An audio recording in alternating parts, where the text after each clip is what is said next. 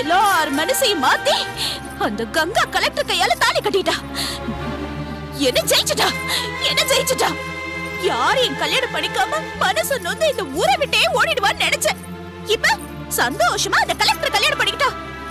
எவ்வளவு நான் அடிச்சு இந்த ஊரை விட்டு பெரட்டணும்னு நினைச்சனோ அவகிட்ட தோத்து போய் நிக்கிறேனே. என் வயிறு எரியுது. ஐயோ, என்ன பைத்தியம் மாதிரி தனியா புலம்பிட்டு இருக்க? என்ன புலம்ப வச்சுட்டாங்க. ஒண்ணுக்கு 3 ஆம்பளைங்க இருந்து என்ன பிரயோஜனம்? ஒரு கல்யாணத்தை நிறுத்த முடியல. என்ன பண்றது இளவஞ்சி? நாமளும் என்னென்னமோ முயற்சி பண்ணி பார்த்துட்டோம். கிட்டத்தட்ட கல்யாணம் நிக்கிற நேரத்துல அந்த கங்கா என்ன வசியம் பண்ணாலோ மந்திரி சுட்ட கோழி மாதிரி எல்லா ஜனங்க அவ பக்கம் திரும்பிட்டாங்க. நாம என்ன செய்யறது? இனிமே அந்த ஆயக்குடிக்காரிய ஒண்ணும் பண்ண முடியாது. அவளை இந்த ஊரை விட்டு விரட்ட முடியாது. ஐயா வாங்க பிரிக்க முடியாது. போச்சு, என் திட்டமெல்லாம் தோத்து போச்சு. அண்ணா அங்க பாப்பா சரவணா, நாங்க இங்க வயிறு எரிஞ்சு பேசிட்டு இருக்கோம். நீ என்னடானா அந்த வடிய பின்னாடி சுத்திக்கிட்டு இருக்க. அவளோட பழகாத வரைக்கும் கண்ணு கருத்தமா நல்ல புள்ளையா இருந்த. இப்ப அவ பின்னாடி போய் எல்லாத்தையும் கோட்டை விட்டுட்டு வந்து நிக்கிறேன். அண்ணி என்ன தப்பா நினைக்காதீங்க. இந்த கல்யாணத்தை நிறுத்துறதுல உங்க எல்லாரை விட எனக்கு தான் அக்கறை அதிகம். அக்கறை இருந்து என்ன பிரயோஜனம்? நின்னு போடுங்கிற கல்யாணம் நடந்தே முடிஞ்சிருச்சு. சரி, எங்க அப்பான்னு ஒருத்தர் இருந்தாரே, எங்க? அண்ணி அவரை திட்டாதீங்க. பாவம் அவர் என்ன செய்வாரு? அவரு என்னென்னமோ செஞ்சு பார்த்துட்டாரு. ஒண்ணும் நடந்த பாடு இல்ல. நடக்கிற மாதிரி செஞ்சாதானே நடக்கும். எங்க அப்பா தலைய ஆட்டி ஆட்டி வீரமா பேசினதுதான் மிச்சம். அவர் அப்ப என்ன சொன்னாரு? இந்த கல்யாணத்தை நடத்த விட மாட்டேன். எல்லாம் முடிச்சு கடைசியில கலெக்டர் தாலி எடுத்து கங்கா கழுத்துல கட்டுற நேரத்துல ஒண்ணு அந்த கலெக்டர் சாவா இல்லன்னா கங்கா சாவான்னு சொன்னார்ல. இப்ப என்ன நடந்துச்சு? கலெக்டர் தாலி எடுத்துட்டு போனா கங்கா கழுத்துல கட்டிட்டான். யாரும் சாகல. இப்ப அவங்க 2 பேரும் சந்தோஷமா இருக்காங்க. ஏன் வயிறு பத்தி எரியுது. நடந்தத பத்தி பேசுறத விட்டுட்டு இனிமே நடக்க போறத பத்தி பேசு. கல்யாணம் முடிஞ்ச கையோட தேனிலவு போவாங்க, அப்புறம் குழந்தைய பெத்துப்பாங்க. இங்க இருக்கிற ஐயா சொத்தை பெருச்சாளி மாதிரி கொஞ்சம் கொஞ்சமா கொள்ளை அடிச்சிட்டு போயிடுவா. எல்லாம் போய் கடைசியில கடையில அரிசி வாங்கி தின்னு தெருவுல அலைவீங்க. இதுதான் நடக்கும். இளவஞ்சி, நீ இங்க இருக்க, உன்னை எங்கெல்லாம் தேடுறது? வாக்கா வா. என்ன எதுக்கு தேடுற? ஐடியா தரேன்னு எதையாவது சொல்லிட்டு என்கிட்ட காசு போடுங்க. இப்ப என்ன ஐடியா வச்சிருக்க? இப்ப என்ன நடந்து போச்சுன்னு இப்படி குதிக்கிற? கலெக்டர் தாலிய கட்டிட்டான். வேற என்ன நடக்கணும்ங்கற? தாலி கட்டிட்டா எல்லாம் முடிஞ்சிருச்சா? வீட்டுக்கு வீடு விருந்து இருக்கு, மறு வீடு இருக்கு, மறுவீடுக்கு மறுவீடு இருக்கு. இதெல்லாம் தாண்டி தானே அவங்க புருஷன் முன்னாடியே வாழ முடியும். விட்டுருவோமா? இத பாரு, நாம தான் ஜெயிப்போம். இது கலியுகம். கெட்டவங்க தான் ஜெயிக்கணுங்கிறது விதி. அதை விட்டுட்டு மூலையில உட்காந்து அழுதுகிட்டு இருந்தா முடிஞ்சு போச்சா? இன்னும் மண்டபத்தை விட்டு யாரும் போகல. இன்னும் இந்த இடத்துல என்ன வேணும்னாலும் நடக்கலாம்.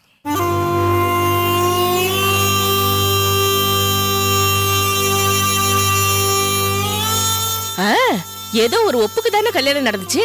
ஆனா எல்லாரும் மனசுலயும் நீர் பூத்த நெருப்பு மாதிரி பகை இருந்துகிட்டே தான் இருக்கு. அதுவும் அந்த கலெக்டர் குடும்பத்துல பகைய மனசுலயே வச்சுக்கிட்டு பழி வாங்குற சந்தர்ப்பத்தை எதிர்பார்த்துட்டு இருக்காங்க. கொஞ்சம் ஊதி விட்டாலும் போதும், கப்புன்னு பத்திக்கும்.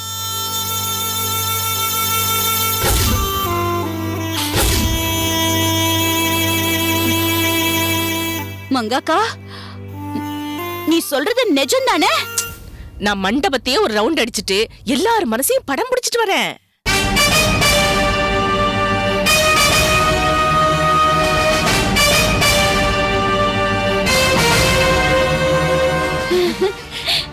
வா, இன்னும் நம்ம செய்ய வேண்டியதெல்லாம் எவ்வளவோ இருக்கு.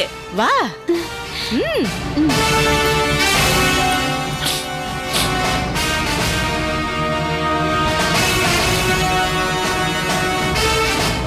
இன்னும் நமக்கு வாய்ப்பு இருக்குடா தம்பி. ஆமாண்ண.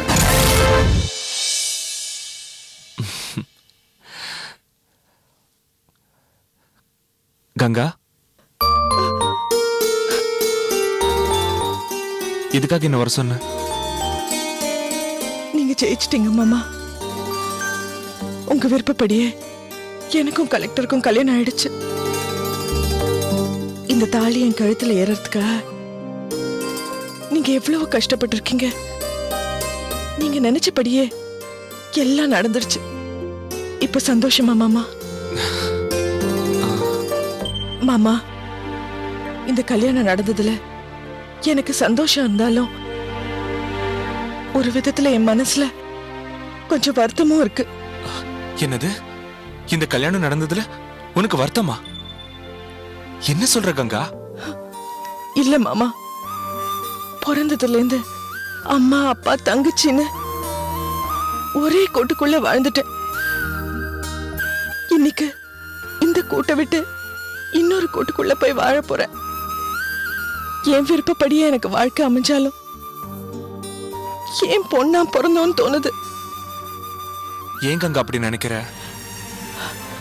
ஆமா மாமா, பொண்ணா பிறந்ததுனால தானே எங்க அப்பா அம்மா தங்கச்சிங்கன்னு எல்லாரையும் நான் பிரிய வேண்டியதா இருக்கு. இல்ல கங்கா, நீ சொன்ன மாதிரி யாரையும் நீ பிரியல. இவங்களோட சேர்ந்து இன்னும் உனக்கு அத்தை மாமா மச்சினன்னு புது உறவெல்லாம் கிடைக்க போகுது. இது நீ பொண்ணா பிறந்ததால் மட்டுமே கிடைக்க போற வரப்பிரசாதம். மாமா, ஒரு பொண்ணுக்கு திருமண வாழ்க்கை வரப்பிரசாதமா இருந்தாலும் அவ பிறந்த வீட்டை பிரியறது அவளுக்கு வருத்தம் தான் மாமா. எங்க அம்மாக்கு எங்க அப்பாவோட அன்பு தவிர வேற எதுவுமே தெரியாது மாமா. என் தங்கச்சிங்களுக்கு எல்லாமே நான் தான். நேத்து வரைக்கும் அவங்களுக்கு ஏன் பக்கத்துல படுத்தாதான் தூக்கம் வரும். எனக்குன்னு கூட பிறந்த ஒரு அண்ணன் இருந்தா நான் கவலையே பட்டிருக்க மாட்டேன் மாமா. ஏன் கங்கா இப்படி பேசுற? மாமா, எனக்காக எவ்வளவோ உதவி பண்ணிருக்கீங்க. என் கல்யாணம் நடக்கணும்ன்றதுக்காக செய்யாத தப்புக்கெல்லாம் பழிய ஏத்துக்கிட்டீங்க. எனக்கு உதவியா இருந்த மாதிரியே இனிமே என் குடும்பத்துக்கு உதவியா இருக்கணும். ஏன் சொல்றேன்னா, குலசேகரன் மாமா, கார்த்திக் அண்ணன், சரவணன் அண்ணனுக்கும் எங்களை கண்டாலே பிடிக்க மாட்டேங்குது. எப்படியாவது எங்களை ஐயா கிட்ட இருந்து பிரிக்கணும். நாங்க அவங்க கண் எதிரியே இல்லாம எங்கேயாவது போனோம். இதுதான் அவங்க எண்ணம். ஆனா இதெல்லாம் ஐயாவுக்கு தெரியாது. இளவஞ்சி அன்னைக்கு நாங்க என்ன கெடுதல் பண்ணோம்? எங்களை பார்த்தாலே வெறுப்பு காட்டுறாங்க. இந்த நிலைமையில நானும் போயிட்டேன்னா என் குடும்பத்துக்கு யாரு மாமா பாதுகாப்பு?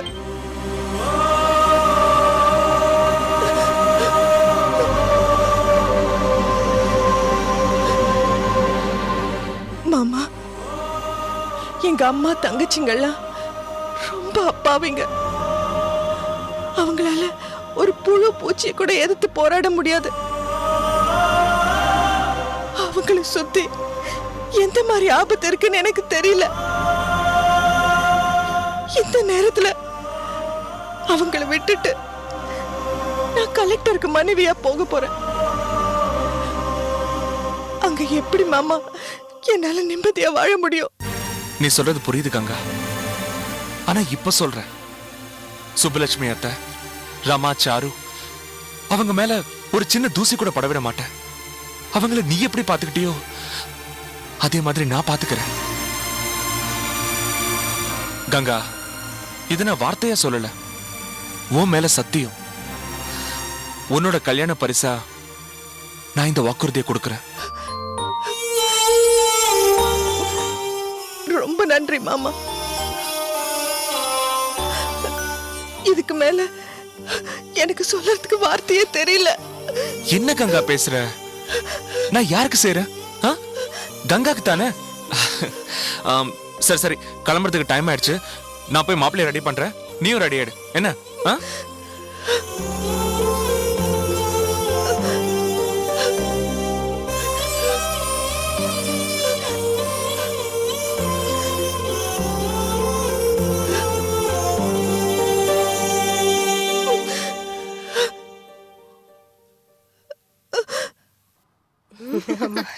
ஏன் வர லேட் ஆச்சு? சாப்பிட்டீங்களா? சாப்பிட்டோமா. அண்ணே, எங்கண்ணே கிளம்பிட்டீங்க? ரொம்ப தாகமா இருக்குமா. ரோட்டு ஓரத்துல இருக்க கார்பரேஷன் குழாயில தண்ணி குடிக்க போறோம்மா. அண்ணே, என்னண்ணே, என்னாச்சு உங்களுக்கு? பொண்ணு வீட்டுக்காரங்கள்ட்ட மாப்பிள்ளையோட தாய் மாமா நான் அடி வாங்கி நிக்கிறேன். அடிச்சவன் வீட்டுல நான் பச்சை தண்ணி குடிக்கலாமா? என் பொண்ணுக்கு செல்வக்கண்ணு அமையலனாலும் பரவாயில்ல, உன் பையன் கல்யாணம் நல்லா நடக்கணும்னு தானே நான் வந்தேன். ஆனா பொண்ணு வீட்டுக்காரங்க கொடுத்த பரிசு தான் இது, பாரு. ஐயோ, என்ன இவ்வளவு பெரிய காயம்? வாங்க, என்ன மருந்து போடலாம். ஐயோ, மருந்தெல்லாம் ஒண்ணு வேணாம்மா. உனக்கு தெரியலம்மா, ஊர்ல எவ்வளவு சீரு சிறப்போடு நான் வாழ்ந்துகிட்டு இருக்கேன்னு. ஐயோ, அடிப்பட்ட உடனே என் மூச்சே நின்று போச்சுமா. ஆனா நான் அதை வெளியில காட்டிக்கல. ஏன், நான் ஐயோன்னு கத்திருந்தா நம்ம கிராமத்து ஆளுங்க அருவாள் எடுத்து எல்லாரும் வெட்டி எறிஞ்சிருப்பானுங்க. ஆனா உனக்காகவும் பிள்ளைக்காகவும் இவ்வளவு அவமானத்தையும் நான் தாங்கிக்கிட்டேன்.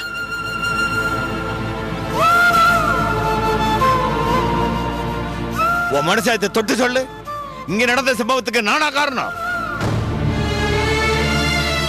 உன்னை வருத்தப்பட வைக்கிறதுக்காக இதெல்லாம் சொல்லலாமா? எப்படியோ கல்யாணம் நல்லபடியா முடிஞ்சது.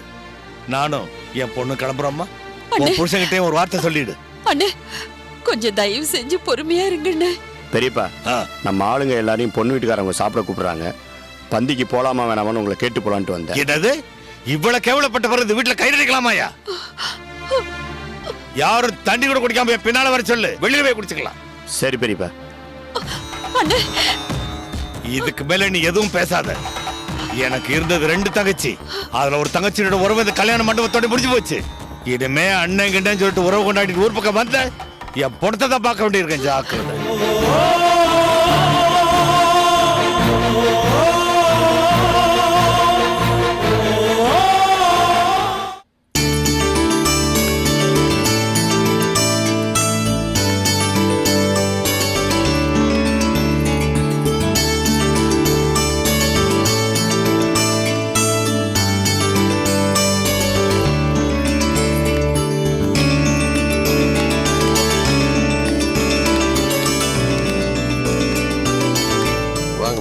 எல்லா வரிசையும் நின்னுங்க. சுபு, ஐயா, வாமா, வா பக்கத்துல வா. அது வரேன். வா சுபு, வா.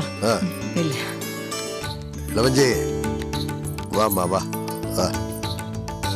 குடுமா.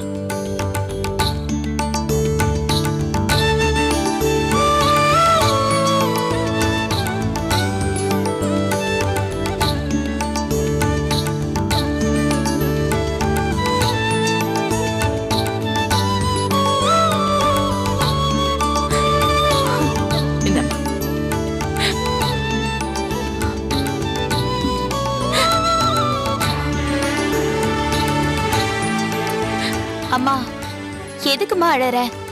அக்காக்கு கல்யாணம் ஆகணும்னு தினமும் கடவுள்கிட்ட வேண்டிக்கிட்டேன். இப்ப அக்காக்கு கல்யாணம் ஆயிடுச்சு, எதுக்குமா அழற?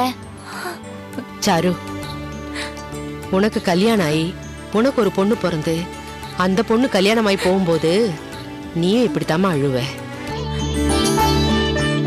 கங்கா, பிறந்த வீட்டை விட்டு புகுந்த வீட்டுக்கு போக போற. கங்கா, இனிமே நீ பிறந்த வீட்டு பெருமையே பேசவே கூடாது. புகுந்த வீட்டு பெருமையை தான் பேசணும். புகுந்த வீட்டுல நல்லதோ கெட்டதோ எது நடந்தாலும் வெளியில சொல்லவே கூடாதுமா. இனிமே உனக்கு அம்மா நான் இல்ல, சம்மந்தி அம்மா தான் உனக்கு அம்மா.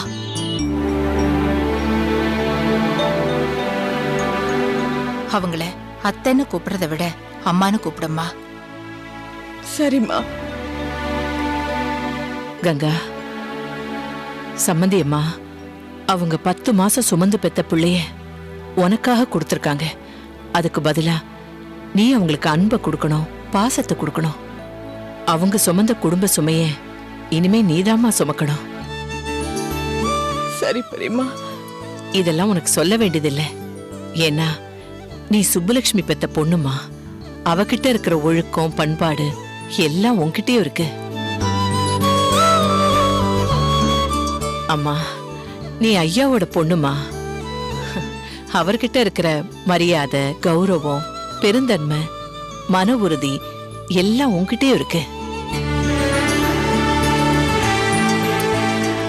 நீ பெத்தவங்களுக்கு பெருமை தேடி தரணும், சரியா? கற்பக தள்ளு. அம்மா, மணிமேகலை எங்கம்மா? அவ வீட்டுக்கு போயிட்டா. செல்வா, நீ வா, திஷ்டி சுத்தணும். வாக்குங்க.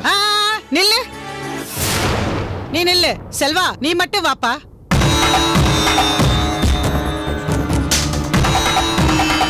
என்னம்மா பேசுறீங்க? பொண்ணை விட்டுட்டு மாப்பிள்ளைக்கு மட்டும் எந்த ஊர்ல திஷ்டி சுத்துவாங்க? பொண்ணை நாங்க ஏத்துக்கல.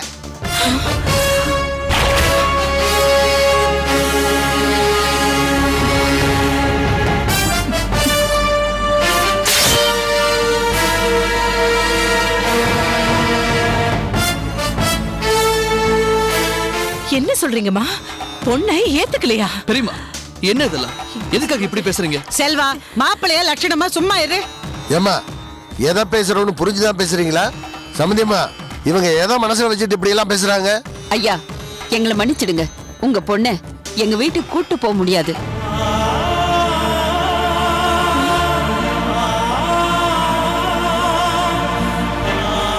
அம்மா, எனக்கு விவரம் தெரிஞ்ச நாள்ல இருந்து நான் யாருகிட்டயும் அவமானப்பட்டது இல்ல. இந்த கல்யாணத்தை சாக்கா வச்சு என்ன அவமானப்படுத்துறீங்களா? நாங்கள அவமானப்படுத்தணும்? இந்த ஊரே உங்க கட்டுப்பாட்டுல இருக்கு. உங்க ஆளுங்க தான் எங்களை அவமானப்படுத்திட்டாங்க. என்னம்மா, நடந்தது நடந்து போச்சு. எல்லாரும் சமாதானமாயிதானே உங்க பிள்ளை எங்க பொண்ணு கழுத்துல தாலி கட்டினாரு. இப்போ இப்படி பேசினா என்னம்மா நியாயம்? நியாயம் அநியாயத்தை பத்தி பேச இது நேரம் கிடையாது. எனக்கு நியாயமா படுறது உங்களுக்கு அநியாயமா படுது. என்னைக்கு என் பையன் உங்க பொண்ணை சந்திச்சானோ அன்னையில இருந்து இன்னைக்கு வரைக்கும் எங்களுக்கு வந்த சோதனை 1 2. இந்த கல்யாணம் நடக்க கூடாதுன்னு என் பையனை லஞ்ச கேஸ்ல மாட்டி விட பார்த்தாங்க.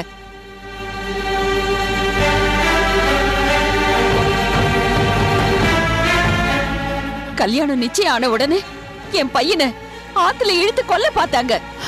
என் புள்ள அப்பவே போயிருந்தா என் புள்ளைய திருப்பி தந்திருப்பீங்களா? சொல்லுங்க.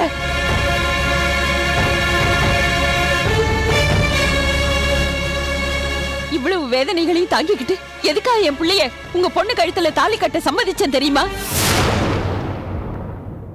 ஐயாவுக்காக, ஐயா பெத்த பொண்ணுக்காக. ஆனா கல்யாணத்துல என்ன நடந்துச்சுன்னு நீங்களே பாத்தீங்கல்ல. இதோ நிக்கிறாரு எங்க அண்ணன். தான் சொத்தையெல்லாம் இழந்து எனக்கு ஒரு நல்ல வாழ்க்கையை அமைச்சு கொடுத்தாரு. அப்பேற்பட்ட அவருடைய பொண்ணு வாழ வேண்டிய இடத்த உங்க பொண்ணுக்காக விட்டு கொடுத்தாரு.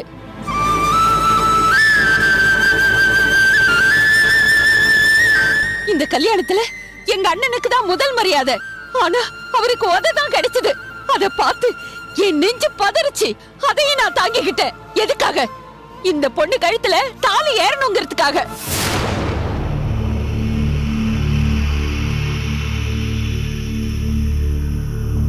ஏமா, நீ சொல்றத பார்த்தா பொண்ணு கழுத்துல தாலியை கட்டிட்டு மண்டபத்திலேயே அறுத்து விட்டுட்டு போலாம் திட்டம் போடுறியா? உங்களுக்கு பிடிக்கலன்னா தாலி கட்டுறதுக்கு முன்னாடியே சொல்லி இருக்கணும். அதானே, அப்பவே இத சொல்லிருந்தா எங்க பொண்ணுக்கு நாங்க வேற இடம் பார்த்து கட்டி வச்சிருப்போம்ல. இப்ப அதுக்கு வழி இல்லாம பண்ணிட்டீங்களே. இளவஞ்சி, வாயை மூடிட்டு சும்மா ரெடி. தாலி கட்டாம நாங்க இங்க இருந்து போக முடியுமா? இல்ல நீங்க தான் போக விட்டுடுவீங்களா? தாலி கட்டுறது தப்புனா தாலி அவுத்து கொடுத்துருங்க, வாங்கிட்டு போயிடுறோம்.